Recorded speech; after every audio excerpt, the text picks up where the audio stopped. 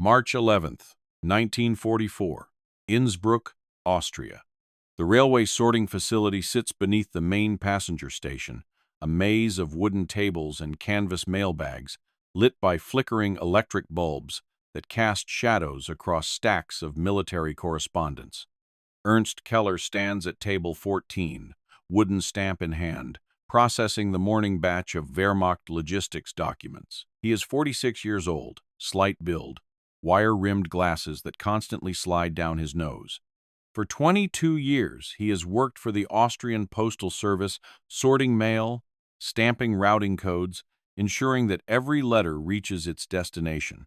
His job is invisible, bureaucratic, mind-numbingly repetitive. Nobody notices postal workers. They are furniture, human components in a system that processes thousands of documents daily without thought or variation. The document in front of him is Form RB-873, Transport Priority Authorization for Military Train Convoys. This particular form authorizes Transport 71, scheduled to depart Innsbruck at 0600 hours on March 14th, carrying the 2nd Battalion, 12th SS Panzer Division Das Reich, north toward Munich, then east to the Russian front. 600 soldiers, 42 armored vehicles, 800 tons of ammunition and supplies.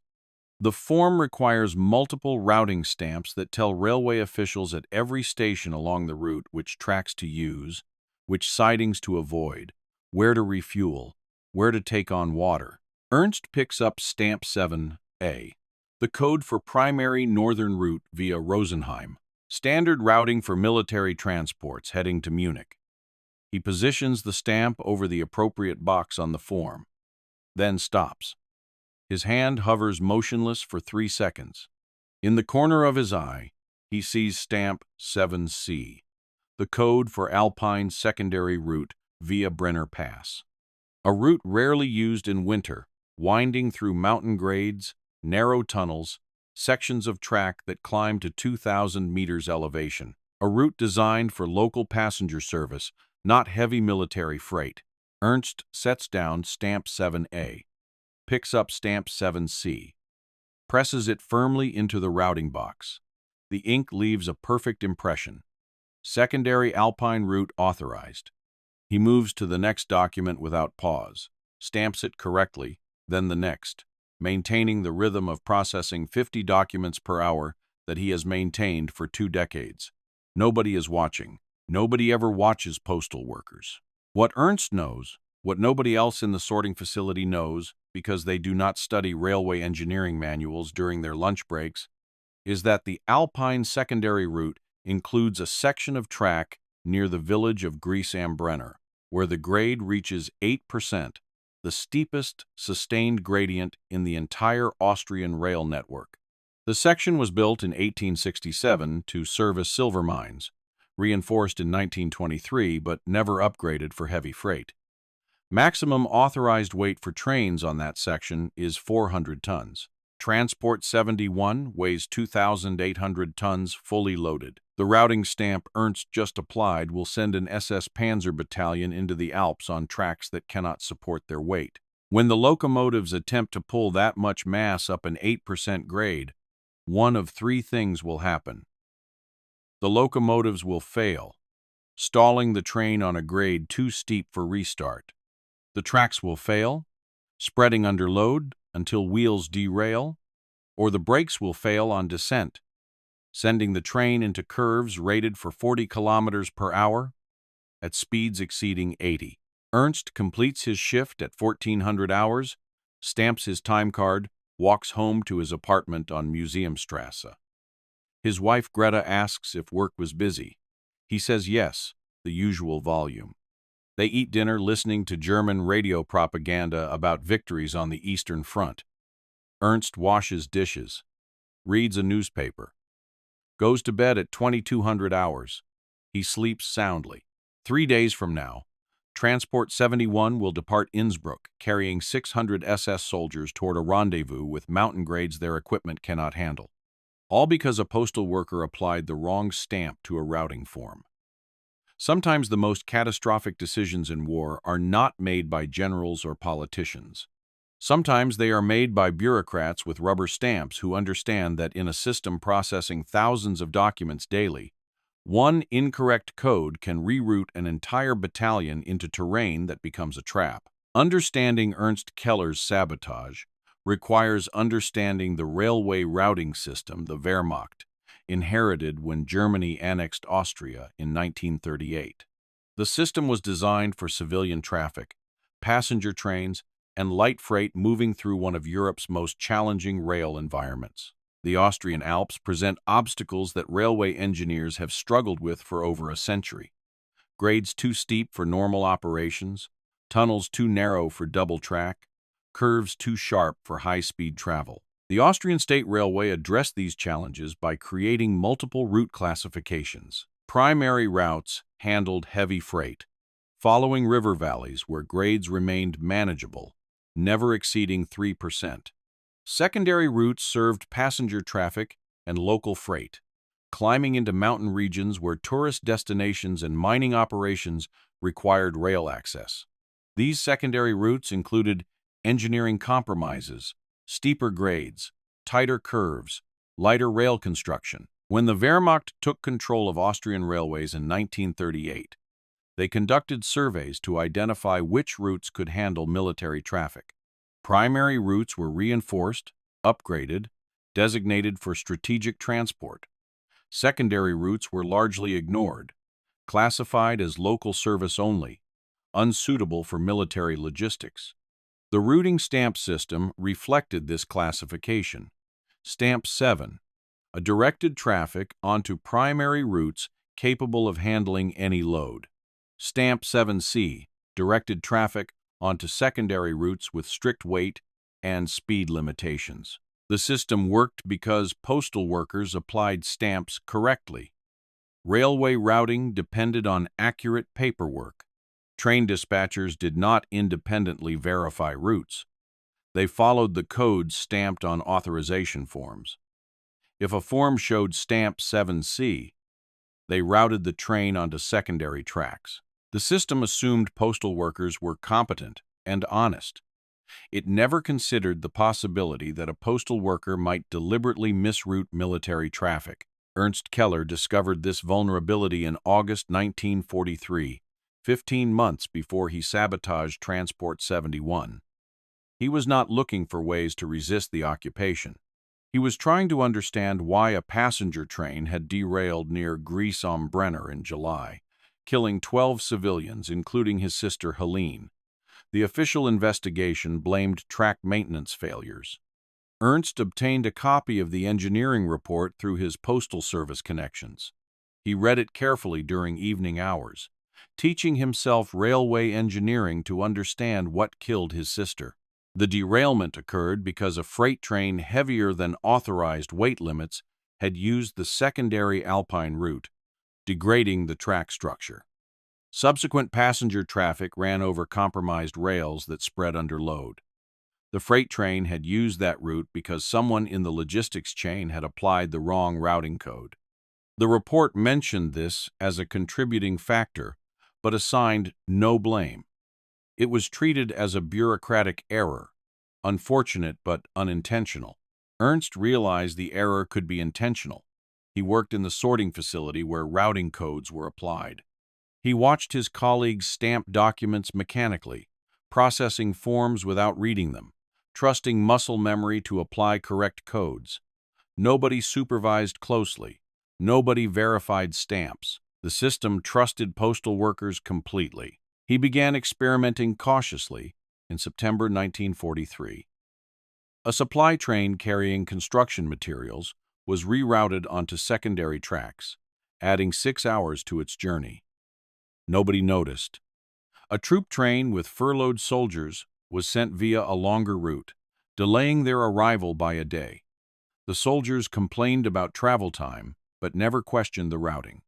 An ammunition transport was directed onto tracks with weight restrictions, forcing railway officials to unload half the cargo and send it separately. The delay was attributed to logistics confusion. Ernst documented the results in a notebook hidden in his apartment. Each test taught him the system's limitations and possibilities. Small disruptions were easy but had minimal impact. Significant disruptions required sending heavy trains onto routes that could not support them. But Wehrmacht logistics officers sometimes caught routing errors before trains departed, especially when weight exceeded limits by obvious margins. Ernst needed to find a target where the routing error would not be caught until the train was already committed, where reversal would be difficult or impossible. Transport 71 was perfect. The 2nd Battalion, 12th SS Panzer Division, Das Reich, was being transferred from training grounds in France to the Eastern Front. They were not regular Wehrmacht, they were Waffen-SS, ideological warriors of the Nazi regime. Ernst had no sympathy for them. These were the men who executed hostages, burned villages, committed atrocities across occupied Europe. Stranding them in the Alps would delay their deployment by weeks, possibly months, if the equipment was damaged. It would also send a message to Austrian civilians that the German war machine was not invincible, that even SS divisions could be defeated by geography and bureaucratic sabotage. The transport documentation arrived at the Innsbruck sorting facility on March 9th. Ernst reviewed it during his normal shift. The train was scheduled to carry 2,800 tons, well above limits for secondary routes. But the weight would not seem exceptional to dispatchers because SS Panzer units always traveled heavy. The authorization form included notes about special handling requirements for armored vehicles, which Ernst knew would make railway officials reluctant to split the train. They would try to move it as a single unit. Ernst spent 2 days planning his approach. He could not simply stamp the wrong code and hope nobody noticed. He needed to create a paperwork trail that looked legitimate, that would pass through multiple checkpoints without raising questions. He needed the routing error to appear like an intentional authorization from higher command. On March 11th, he processed the Transport 71 authorization form during the morning shift. He applied stamp 7C with confidence, then added a secondary stamp indicating priority military traffic. The combination of codes told railway officials this train must use the Alpine route despite weight concerns, presumably because primary routes were congested with higher priority traffic. It was a lie, but a plausible lie embedded in the bureaucratic language of stamps and codes that railway officials were trained to obey without question. The stamped form was filed with dozens of other documents, sent to railway operations, distributed to station masters along the planned route. By the time Ernst went home that evening, the sabotage was irreversible. Transport 71 would follow the Alpine secondary route because the paperwork said so, and the Wehrmacht operated on paperwork. March 14, 1944, 0530 hours. Innsbruck Main Station. Transport 71 sits on the departure tracks, 26 freight cars and flatbeds, carrying the 2nd Battalion through the pre-dawn darkness. Hauptsturmführer Klaus Ritter, battalion logistics officer, stands on the platform reviewing cargo manifests. 42 armored vehicles secured to flatbeds, 800 tons of ammunition distributed across reinforced freight cars, supplies and equipment packed into the remaining cars. Total weight 2,800 tons, well within capacity for the primary northern route via Rosenheim. Ritter has made this journey before, moving SS units from training areas to combat zones. The northern route is familiar, reliable, a 14-hour journey on well-maintained tracks through easy terrain. He expects to reach Munich by evening, continue overnight to the east, arrive at the front within 3 days. The schedule is tight but achievable. A railway official approaches with paperwork.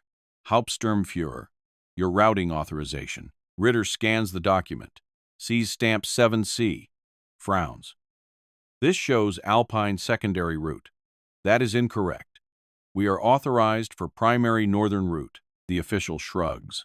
The authorization form specifies secondary Alpine route with priority designation.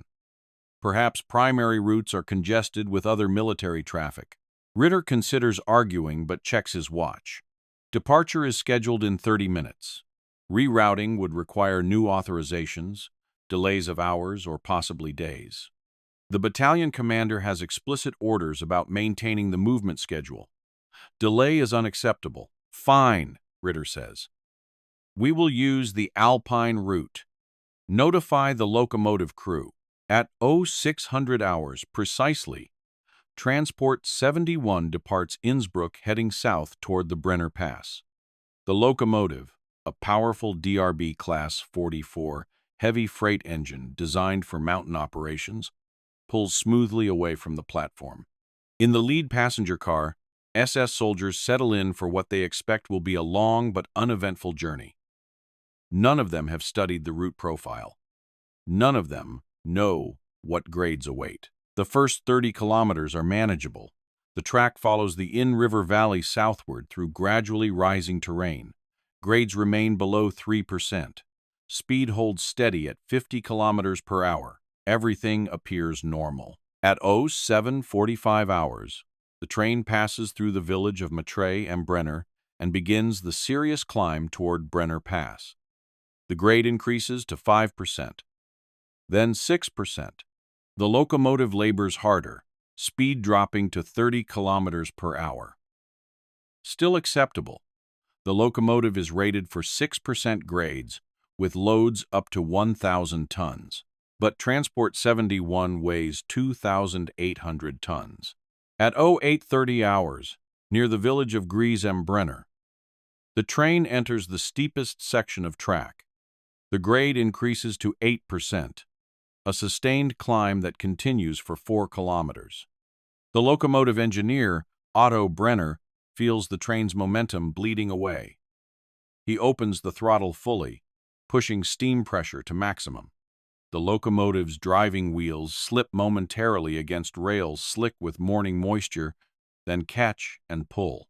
Speed drops to 20 kilometers per hour, then 15.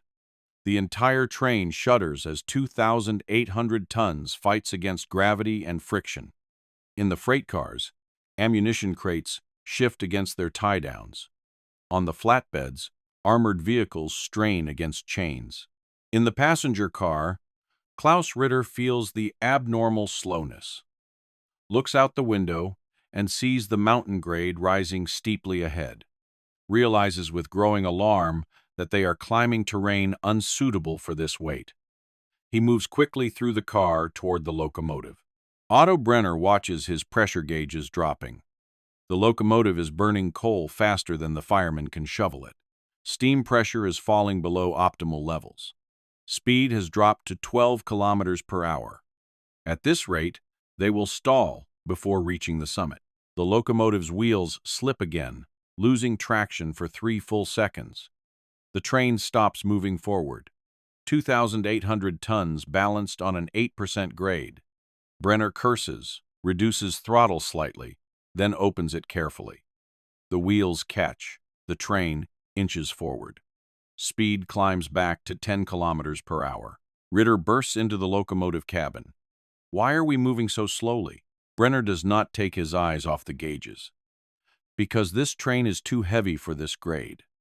We are at maximum power. If we stall, we cannot restart. What do you mean, cannot restart? On an 8% grade with this weight, if we lose momentum, we will need a second locomotive to push from behind. There is no second locomotive. We either keep moving or we stop here permanently until they send help. How long to the summit? 2 more kilometers at current speed. 20 minutes if we maintain power. The locomotive shudders. Speed drops to 8 kilometers per hour. The fireman shovels frantically, pouring coal into the firebox, but steam pressure continues falling. The locomotive was not designed for sustained maximum output at this grade with this weight. Something is going to fail. At 0857 hours, Transport 71 reaches the summit of the climb at 2,040 meters elevation, the highest point on the Alpine secondary route. Speed has dropped to 6 kilometers per hour. Steam pressure is dangerously low. The locomotive's mechanical components are overheating. But They have made it. Brenner allows himself a moment of relief. The worst is behind them.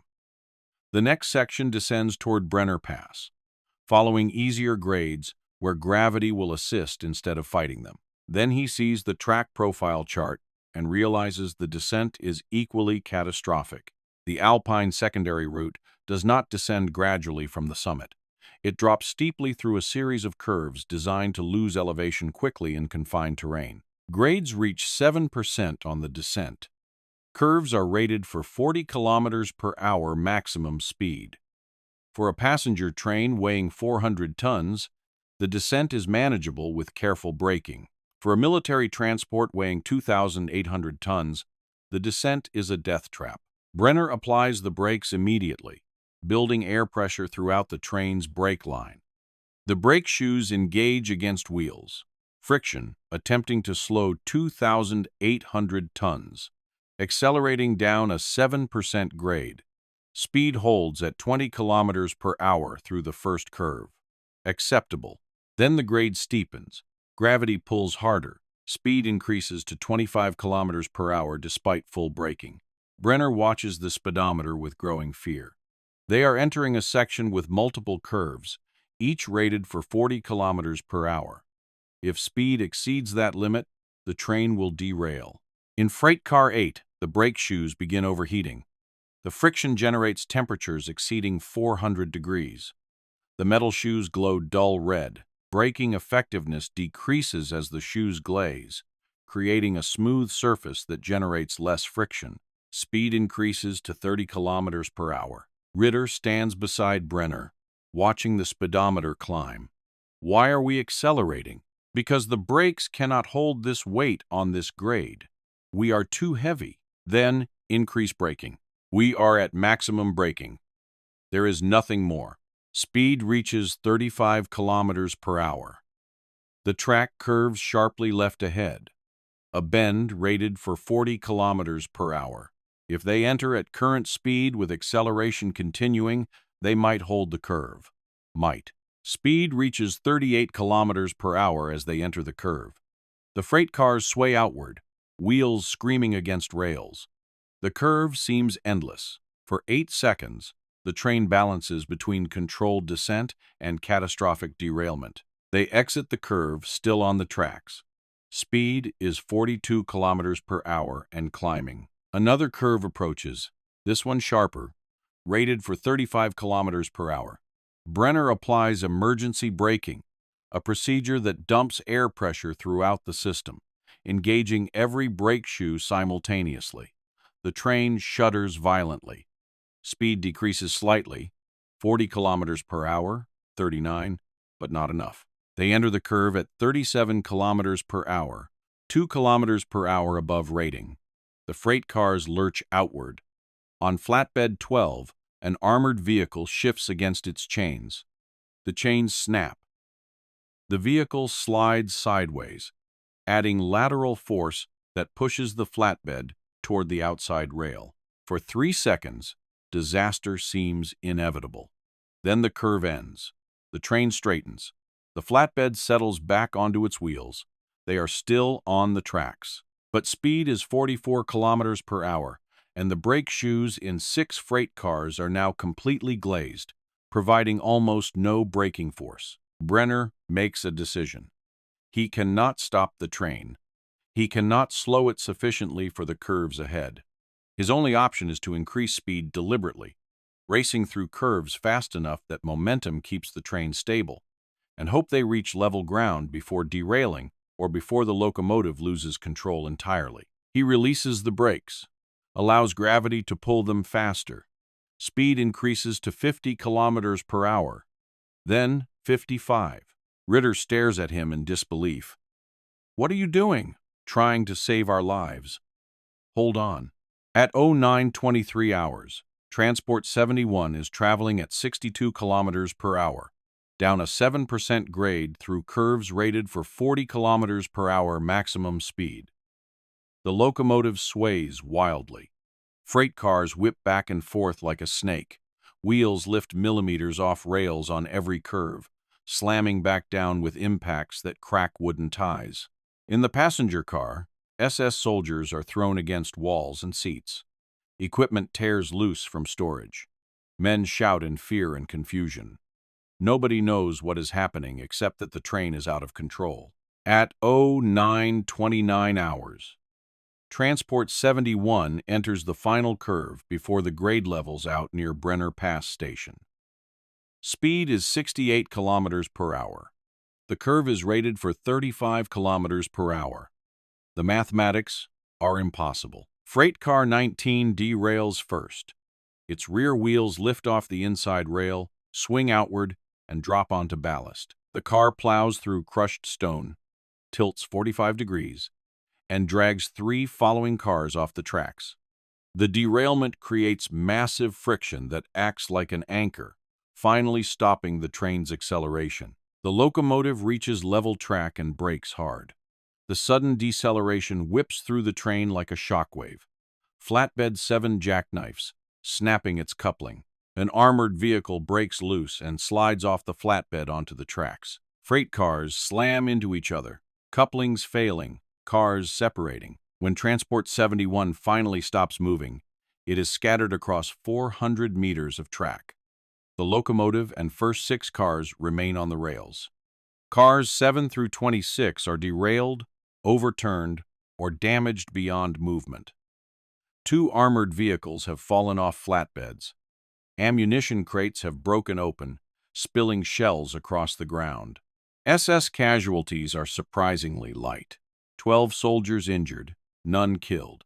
The passenger car stayed on the tracks, and most soldiers were seated when the derailment occurred. But the battalion is stranded. The track is blocked with wreckage. The armored vehicles cannot be moved without cranes. The ammunition needs to be recovered and secured. Railway officials arrive from Brenner Pass Station and stare in disbelief at the destruction. Klaus Ritter stands amid the wreckage, holding the routing authorization form. Sees stamp 7C. Realizes someone deliberately sent them onto this route knowing the weight was excessive. Realizes this was sabotage, not by explosives or gunfire, but by bureaucratic routing codes applied by a postal worker somewhere in Innsbruck. By March 16th, the full scale of the disaster becomes clear. Transport 71 cannot be recovered quickly. The derailed cars are too heavy to lift without specialized equipment. The track damage extends for 400 meters, requiring complete reconstruction. Railway engineers estimate repairs will take 3 weeks minimum. The 2nd Battalion, 12th SS Panzer Division Das Reich, is stuck in the Austrian Alps indefinitely. Their deployment to the Eastern Front is delayed. Wehrmacht Logistics Command launches an investigation into how a military transport was routed onto tracks unsuitable for its weight. The trail leads back to the Innsbruck postal sorting facility, to a routing authorization form stamped with code 7C. Investigators interview postal workers. Everyone claims they followed standard procedures. Nobody remembers who specifically processed the Transport 71 authorization. The forms are stamped by dozens of workers processing thousands of documents monthly. Identifying the individual responsible is impossible without evidence of deliberate sabotage, and there is no evidence. Just one incorrect stamp among thousands of correct ones. Ernst Keller is interviewed like all other postal workers. He explains his procedures, demonstrates his stamp technique, answers questions calmly. The investigator finds nothing suspicious. Keller is a 46-year-old postal worker with 2 decades of service, no political affiliations, no resistance connections. He is released without charges. By April 1944, Transport 71 is finally recovered. The battalion continues to the Eastern Front, arriving 6 weeks late. By then, the strategic situation has changed. The positions they were meant to reinforce have collapsed. They are deployed to different sectors, different missions. The delay caused by Ernst Keller's routing stamp changed the battalion's entire war trajectory. Ernst continues working at the Innsbruck sorting facility. He processes documents, applies routing stamps, maintains his rhythmic pace of 50 forms per hour. Nobody watches him differently. Nobody suspects. He is furniture again, invisible. In his apartment, hidden in a notebook, he keeps records of his sabotage. Transport 71 is the largest operation, but not the only one. Over 18 months, he has misrouted 14 military transports, causing delays totaling 93 days. Thousands of tons of equipment arrived late or damaged. Hundreds of soldiers missed deployments, all because a postal worker applied wrong stamps. The notebook includes technical notes about railway routing, lessons learned from each operation, ideas for future sabotage. Ernst has no contact with resistance organizations.